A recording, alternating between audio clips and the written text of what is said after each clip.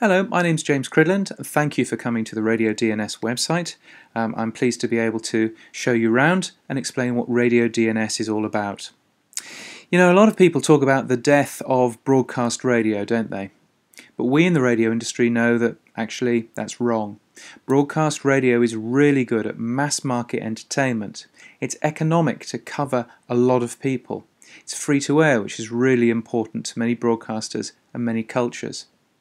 But broadcast doesn't support transactional traffic. It doesn't support personalization either. And actually it can be quite difficult to enhance broadcasts as well with additional information. That's why a lot of people say that the internet's the future. Well, we use the internet a lot, all the time to promote our radio stations, and many of us are earning money from the internet as well. Streaming radio to a mobile phone is a great way of getting radio onto a new device.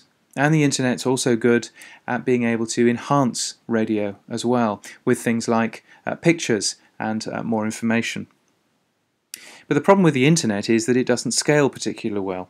If you try playing with it, well, it's difficult to get a data connection where lots of people are, in a football stadium, for example, or in a really bad traffic jam. It's expensive too as a way of broadcasting mass market entertainment, but it is very good for one-to-one communication, for enhancements and for personalization. So many people reckon that we're left with a choice in terms of where the future of radio is headed. Is it broadcast or is it internet? Well, at Radio DNS we think that's the wrong answer. We think the right choice is broadcast and internet together. Hybrid radio uses the best of broadcast and internet to enhance and upgrade radio. Broadcast works for the mass market. The internet adds targeted value. And Radio DNS is the technology that enables hybrid radio. So let me show you how it works. Well, firstly, actually, it's not new technology. It's just a new application for DNS, the thing that makes the internet work. We use that alongside the unique identifiers that we're broadcasting in standard broadcast radio signals like RDS for FM, like HD or DAB. And we use those existing identifiers to make a pseudo-domain that allows your radio to find a real domain to find more information. I'll give you an example. This is an example of Capital FM in London. It broadcasts a PI code on FM RDS of C586.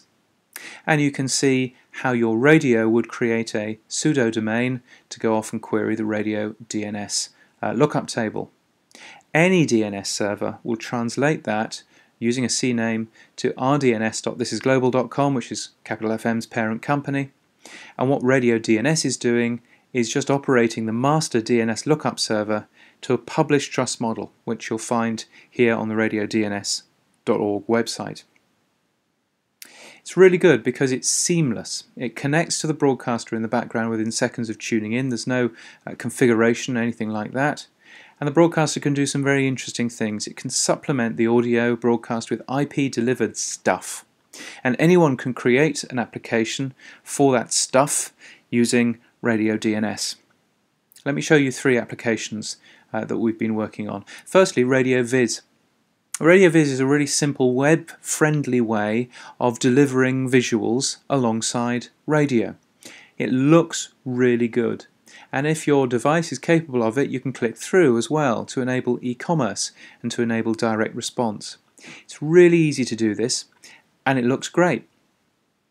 You can see Radio Viz working right now in the shops on a Pure Sensia device, for example, or on devices using the new Frontier Silicon chipset like this Revo Axis radio, showing Radio Viz from Heart, a UK-based radio station here.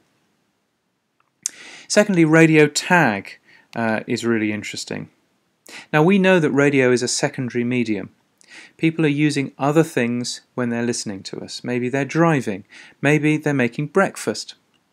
But when we ask people to interact with the radio while they listen, while they're making breakfast, then they burn the toast. Bad things happen when you try and do that. So what Radio Tag is there to do is to help with interacting with the radio at a time to suit the listener, when you've got time to interact.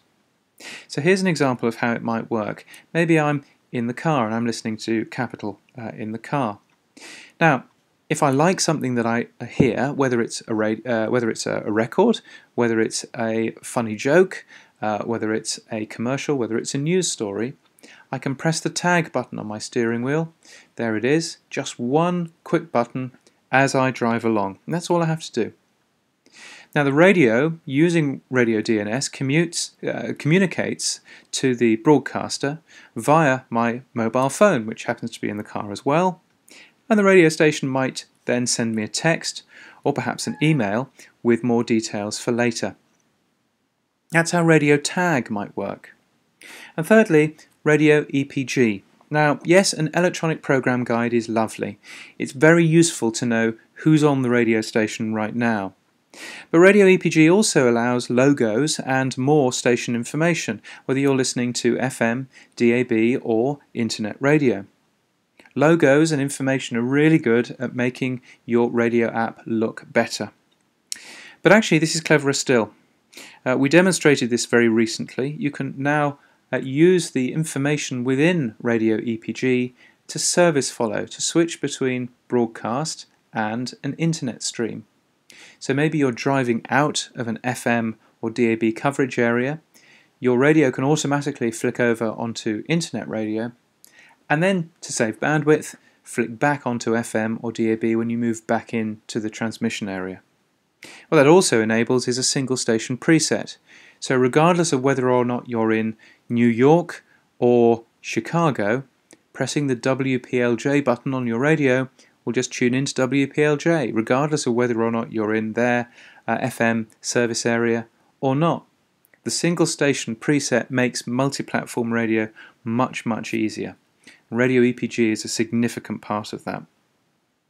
So Radio DNS is an open project, standardizing hybrid radio, using the strengths of broadcast and the internet to create a better listener experience, to create better radio.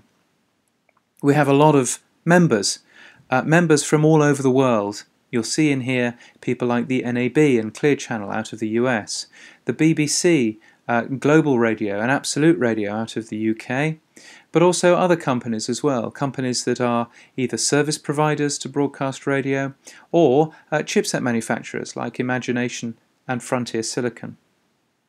We've got a lot of great members, and maybe you'd like to become a member too.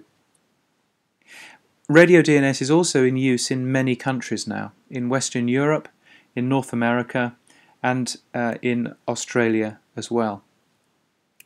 So what now? Well, the technology works, as you can see. It covers FM, HD, DAB and internet radio. There are no patent costs or license costs. It's free to put this technology into a device.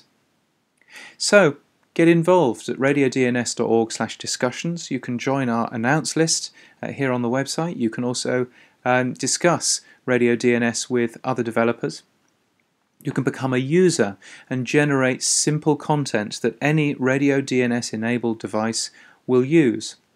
And consider becoming a supporter or a member so that you help change Radio DNS and move Radio DNS forward. Thank you for watching. You can email us if you want to find out more at feedback@radiodns.org or keep on clicking right here at radiodns.org.